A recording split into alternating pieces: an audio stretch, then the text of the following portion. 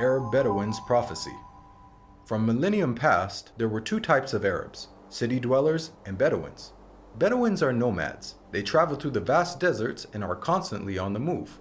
Even during the golden age of Islam, when Arabs were the richest and most learned people on earth, Bedouins remained in virtually the same state that they had been for thousands of years, poor, uneducated, and cut off from the rest of the world. Yet Muhammad, peace be upon him, foretold that these Arab Bedouins of his region would one day compete with one another in the construction of tall buildings. "Now tell me of the last hour," asked the man. The Prophet replied, "That you see the barefoot, unclothed Bedouins competing in the construction of tall buildings." Today we find in the Arabian Peninsula, the Bedouins who used to be impoverished herders of camels and sheep are now not only competing with one another, but also the entire world to construct the world's tallest buildings. How did one of the poorest people on earth, who literally wore rags, become the wealthiest nations on earth? One thing that made this rapid change possible was the discovery of oil. The seemingly empty deserts of the Bedouins had it in abundance. They went from camels to Cadillacs in a single generation. The construction of tall buildings among the Arab Bedouins has even reached Mecca, Muhammad's city of birth.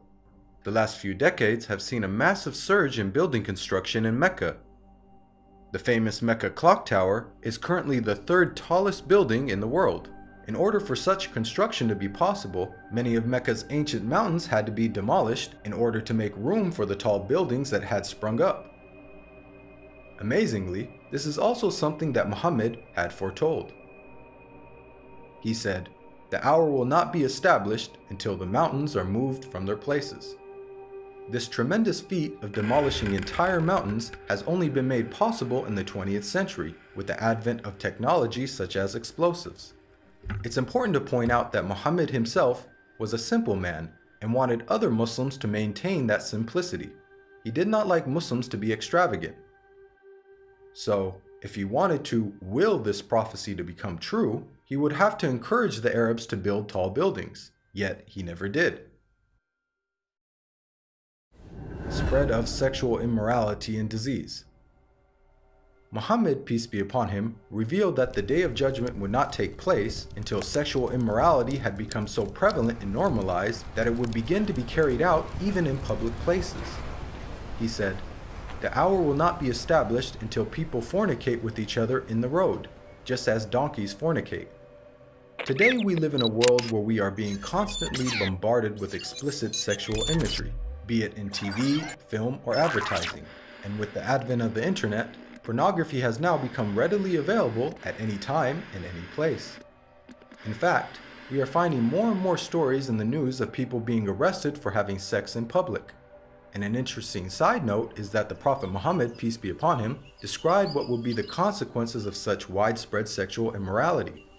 He said, "Never does sexual perversion become widespread and publicly known in certain people without them being overtaken by disease that never happened to their ancestors who came before them." The increase of sexual immorality has seen the emergence of previously unheard of diseases such as AIDS, just as the Prophet Muhammad had forewarned. A world steeped in interest. Muhammad, peace be upon him, claimed that the practice of interest would one day become so dominant that even those who try to avoid it will still feel its impact. He said, "A time will come upon mankind when they will consume interest. Whoever does not take from it will be afflicted by its dust." This clearly describes the state of the world economy today. In the modern world, it is almost impossible to avoid dealing with, or at the very least being impacted by, interest. Just think about how many people have interest-bearing bank accounts and buy things using credit cards. Even if one somehow manages to avoid dealing in interest directly, almost every aspect of our lives is impacted by it. Central banks influence the purchasing power of our money, and virtually every country in the world, even those considered to be wealthy, are drowning in interest-based debt. The financial system even suffered a global collapse in 2008, a disaster which had plunged the world into economic turmoil, the consequences of which will be felt for generations to come. What makes this prediction amazing is that the financial state of the world over the last century is unique in history. At the time of Muhammad, Finance was based on commodities with intrinsic value, such as gold and silver coins. Gold and silver have been used as the most common form of currency throughout history. The use of paper money with no intrinsic value, along with the massive debt and interest that it has resulted in, is a phenomenon of modern finance, and not something that could have been easily guessed by Muhammad over 1400 years ago. The defeat of Rome and the conquest of Persia. During the Battle of the Trench, where Muhammad, peace be upon him, and his followers were under siege by their enemies, being outnumbered 3-1 and staring in the face of certain defeat, the Prophet made some bold predictions. He said, "God is most great. I have been given the keys of Syria. By God, I can see its red palaces at the moment. God is most great. I have been given Persia. God is most great. I have been given the keys of Yemen." At that moment, Muhammad had made the astonishing claim that the Muslims would not only take the lands of Yemen and Syria, much of which was under the occupation of the Roman Empire, but that they would also defeat the mighty Persian Empire. Historically, Muhammad's companions saw this prophecy fulfilled before their very eyes, as they went on to defeat the Romans and conquer Persia. What are the odds that the Muslims, who lacked economic and military strength, could topple the superpowers of the world in such a short span of time? The astonishing way that the Muslims defeated the superpowers captured the world by surprise. As historian Barnaby Rogerson explains, you have to remember that the two great superpowers were the Byzantine Empire, i.e. the Eastern Roman Empire, and Sassanid Persia. They were the dominant superpowers. If you're putting it in a modern parlance, it's a bit like the Eskimos taking on the United States of America and Russia. No rational person would have ever conceived of such a possibility. This sentiment is echoed by historians who cannot explain how Islam became such a dominant force so quickly. Professor of Byzantine Studies, Andrew Louth, wrote, "The speed with which the eastern provinces of the Byzantine Empire succumbed to the Arabs remains to be explained by historians." Prevalence of writing. Many of us take for granted the ability to read and write, and the abundance of books that are available in the modern age. However, for the people of the past, illiteracy was the norm, and books were very scarce. Muhammad, peace be upon him, was born into a society in which very few people could read or write. It is estimated that the number of people who were literate in his locality of Western Saudi Arabia did not exceed 17. Muhammad himself could not read or write. Against this backdrop, the Prophet Muhammad made the prediction that writing will one day become widespread among mankind. He said, "Ahead of the hour, the pen will prevail." The Arabic word used for pen here is qalam, which also carries the wider meaning of writing. This perfectly describes our world today, in which it is the norm for people to read and write, and there is an abundance of books, newspapers, and magazines. This has only been made possible thanks to 15th century technological advances, such as printing that took place over 800 years after Muhammad's prophecy. And with the advent of the internet, writing is spreading even more. Anybody with a computer or smartphone now has access to millions of books with just the click of a finger. It's quite powerful that Muhammad, who could neither read nor write, prophesied the spread of reading and writing. The greening of Arabia's deserts. The Prophet Muhammad, peace be upon him, made a bold prediction about the future state of Arabia. He said, "The hour will not begin until the land of the Arabs once again become meadows and rivers." This narration anticipated the greening of Arabia's extensive dry desert environment. As recently as 1986, there was little to no farming in the region. However, over the last 30 years, these deserts have been transformed to grow grains, fruits, and vegetables, thanks to techniques such as center pivot irrigation. This is a process that pumps water to the surface from deep underground reserves, some of which date back to the last ice age 20,000 years ago. Now put yourself in the position of a person living in 7th century Arabia. This region hosts some of the most extensive sand and gravel deserts in the world, with very little rainfall. Could anyone inhabiting such a harsh environment ever rationally conceive of the possibility that one day there would be a plentiful supply of water and abundant crops? This prophecy also makes a claim about the ancient past. Note the words of Muhammad, "The lands of the Arabs once again become meadows and rivers." By saying once again, he is implying that at one stage in their history, the deserts were lush with vegetation and life, and that they will be returning to this former state. Geologists now know that the Arabian Peninsula was, indeed, once filled with meadows and rivers in ancient times. Modern archaeological discoveries have uncovered a number of fossils and conclude that once upon a time, the Arabian Peninsula was much greener and wetter, just as Muhammad had revealed.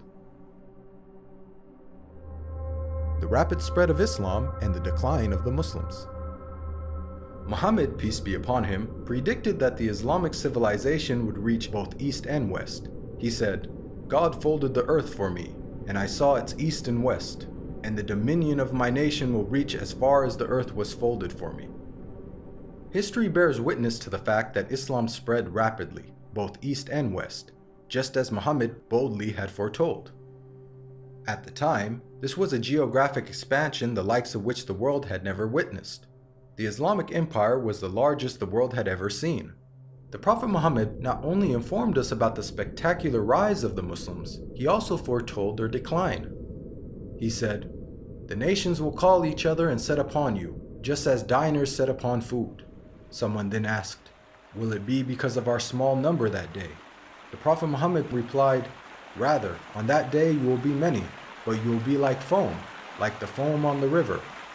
Here we can see that Muhammad prophesied the dire circumstances in which the Muslims would find themselves. He explained that a day would come in which the Muslims would be large in number, but in such a state of weakness that other nations would invite one another to set upon them. The analogy of Muslims being eaten as a meal was given, which emphasizes just how helpless they would become. This prediction accurately describes the radical turn of events that took place in the Muslim world in the 19th and 20th century. Prior to this, the Muslim lands had grown to become some of the most powerful in the world. From the time of the death of Muhammad until the 19th century, the Muslims were economically, politically, militarily, and technologically far ahead of most of the world. Then the unthinkable happened. Nearly all the Muslim world was occupied, colonized, and militarily defeated by non-Muslim nations. Russia had annexed the Caucasus. France controlled Algeria, Morocco, and Tunisia. Great Britain occupied Egypt, Syria, Iraq, Palestine, and India. And the Dutch controlled Malaysia and Indonesia. Of the 50 Muslim countries that exist today, only a few survived occupation, and the ones that did were still subject to colonial masters. All of this is just as the Prophet Muhammad had predicted. At the time, there was an estimated 200 million Muslims, representing 12.5% of the world's population. But their considerable numbers could do nothing to prevent the defeat by their rivals. They were weak like the foam on a river. Again, just as Muhammad had foretold. If we reflect on this prediction, it is quite counterintuitive. If this prediction was guesswork, then it would have made more sense to state that the Muslims would be diminished in number and that would be the cause of their weakness. Yet Muhammad predicted the exact opposite, a paradoxical situation of the Muslims being vast in number but very weak, and it came true. Historically speaking, when religions lose their influence on the world stage in such a way, it is usually followed by a stagnation or decline in the number of their followers. Yet Muhammad foretold the exact opposite with regards to the religion of Islam. He said that it would continue to grow in terms of the number of followers, to the extent that it would eventually enter every household. He said, "This matter will certainly reach every place touched by night and day. God will not leave a house or residence, except that God will cause this religion to enter it." Today we are witnessing this prophecy unfold before our very eyes. Islam is currently the fastest growing religion in the world, with nearly 1 in 4 people on earth being a Muslim, and is forecasted to be the world's largest religion by the year 2070.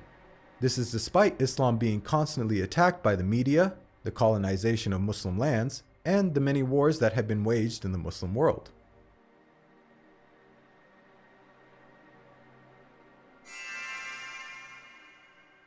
Even the name Muhammad has prophetic implications. It's an Arabic word that means the praised one. The Quran states how Muhammad's remembrance will be raised. We elevated your mention for you. Since this verse was revealed over 1400 years ago, the Prophet Muhammad, peace be upon him, has been the most praised person in history.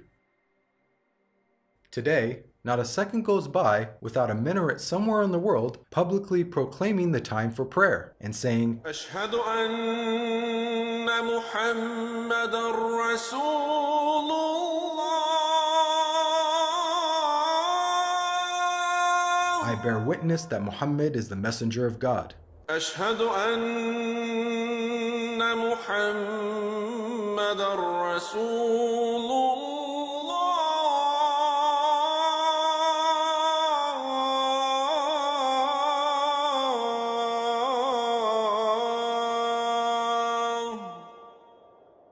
Moreover, the name Muhammad is consistently the most popular name given to newborns across the globe. This is despite the fact that Muhammad never encouraged Muslims to adopt his name. In fact, he said that the best names are Abdullah and Abdurrahman.